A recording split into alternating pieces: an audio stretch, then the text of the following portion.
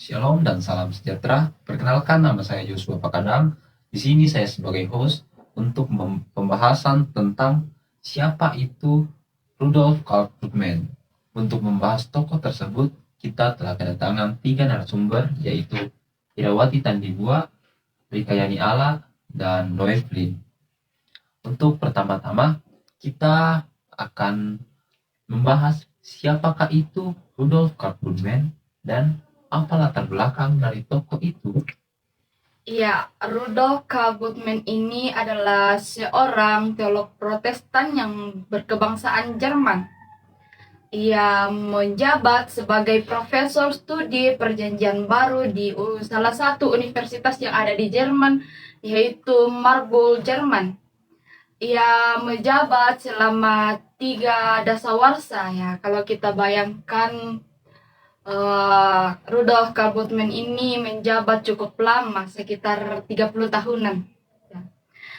Ia lahir di Universität Oldenburg di Jerman pada tanggal 20 Agustus 1884. Ya, ayah dari Rudolf K. Bultmann ini seorang pendeta. Ya, pada tahun 1908 Rudolf menjadi guru besar di Marburg, di universitas yang ada di Jerman, di mana ia berkenan dengan Wilhelm Müller yang mendorongnya untuk melakukan spesialisasi di bidang History of the Religion School. Menambahkan sedikit bahwa Rudolf secara khusus mempelajari tulisan-tulisan dari Perjanjian Baru, kemudian diperbandingkan dengan catatan-catatan tentang agama-agama yang ada pada zaman generasi mula-mulanya, antara lain dengan Hellenistic Gnosticism, Jewish, Akopolik, dan agama seorang misionaris dari Afrika. Rudolf meninggal dunia pada tahun 1976 sebagai seorang teolog besar abad ke-20.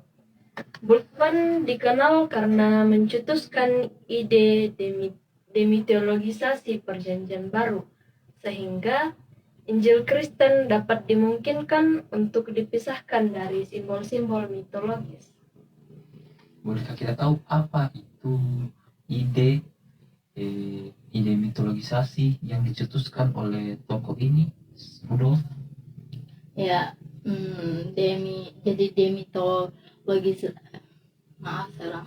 Jadi demitologisasi adalah tafsiran terhadap bagian-bagian Alkitab yang dianggap sebagai mitologis atau mitos, dengan menekankan kebenaran-kebenaran eksistensial yang terkandung dalam mitos itu. Menurut Bultmann, demitologis ini adalah metode dalam penafsiran yang mencoba menyingkapkan rahasia yang ada di dalam konsep-konsep mitos yang dipakai dalam Perjanjian Baru atau di dalam Alkitab. Bultmann mengatakan bahwa Alkitab penuh dengan mitos. Karena itulah diperlukan suatu metode untuk menafsirkan atau untuk menyingkapkan rahasia di balik konsep mitos itu. Ya, sedikit menambahkan dari penjelasan saudara Novlin mengenai mitos yang dimaksud. Mitos yang dimaksud itu adalah pemakaian bahasa, simbol, dan gambaran yang ada di dunia ini untuk menjelaskan atau untuk menggambarkan tentang keberadaan dan perbuatan-perbuatan Allah. Ya.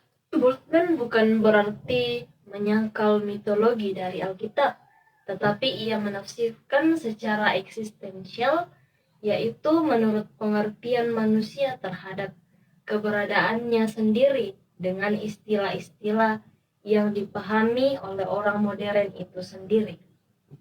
Jadi di sini Bultmann agar kita dapat lebih mengerti tentang demitologi tersebut, dia menafsirkan tentang mitologi yang ada dalam Alkitab. Ya. Jadi gagasan yang penting dan yang perlu kita perhatikan dari tokoh Bultmann ini yaitu bahwa demitologisasi bukan sebuah ajaran, melainkan sebuah metode, dan tujuan metode ini bukan untuk menghilangkan mitos Perjanjian Baru, melainkan untuk lebih memahami tentang isi dari Perjanjian Baru tersebut. Ya, betul. Jadi manusia modern menemukan kesulitan untuk mengerti tentang pemberitaan Perjanjian Baru atau pemberitaan Injil. Untuk mengomunikasikan Injil secara baik, secara efektif kepada semua orang, kepada semua manusia yang ada di bumi, manusia modern, kita harus mengupas mitos-mitos dari Perjanjian Baru dan mencoba untuk menyingkapkan tujuan mula-mula di balik mitos itu. Inilah yang disebut demitologisasi. Wow, sangat menarik ya. Iya. Jadi bagaimana cara kita lebih memahami tokoh Rudolf ini dalam teori-teorinya? Apakah ada sebuah referensi atau buku-buku yang bisa kita baca dan teman-teman mungkin bisa baca agar dapat lebih memahami tentang Rudolf ini? Iya, ada buku dari Darajot Arianto yang berjudul Rudolf Bultmann Demitologisasi dalam Perjanjian Baru.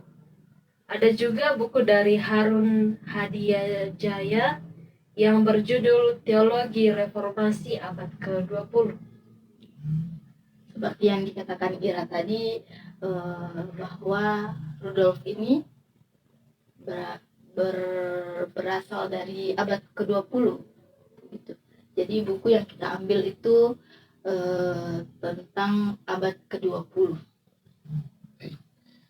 Baik, demikianlah pembahasan dan pembelajaran. Semoga teman-teman dapat menambah ilmu dan pembelajaran sehingga mampu memahami siapa Rudolf tersebut.